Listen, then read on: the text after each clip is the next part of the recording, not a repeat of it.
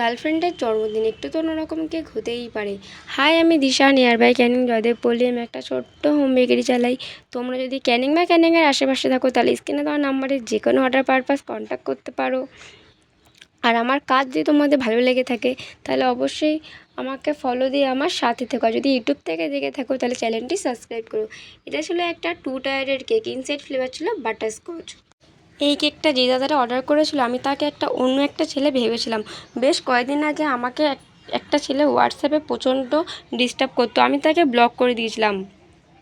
কিন্তু এই দাদাটা যেদিন কেকটার জন্য আমাকে টেক্সট করেছিল আমি ভেবেছিলাম ওই ছেলেটা আবার আমাকে ডিস্টার্ব করছে। এবার আমি তাকে বলি যে আপনার কী চাই? সে বলে আমার একটা কেক লাগবে। এবার আমি বলি আপনি কি আমার কাছ থেকে আগে কোনোদিনও কেক নিয়েছেন? বলছে হ্যাঁ আমি কেক নিয়েছি। আমি আচ্ছা তাহলে কী কেক নিয়েছি আমাকে একটা ফটো পাঠাও। এবার দেখি আমারই একটা কেকের ফটো পাঠিয়েছিল। আসলে এই দাদাটা আগে তার গার্লফ্রেন্ডের নাম্বার থেকে কেকটা অর্ডার করেছিল, কিন্তু এখন তার গার্লফ্রেন্ডের জন্মদিন, সে কি তার গার্লফ্রেন্ডের নাম্বার দিয়ে আর কেকটা অর্ডার করতে পারে? তার নিজের নাম্বার থেকে অর্ডার করেছিল। এবার যখন কেকটা অর্ডার করার পর কনফার্ম হয়ে যায় বা তখন আমি তাকে বলেছিলাম জানো দাদা এরকম এরকম ব্যাপার, তুমি না কিছু মনে করো না। দাদার কাছে আমি সরিও চেয়েছিলাম। দাদা বলেছিল যে আচ্ছা ঠিক আছে, এরকম তো হতেই পারে। এখন দাদাটা আমার একটা রিপিট কাস্টমার হয়ে গেছে।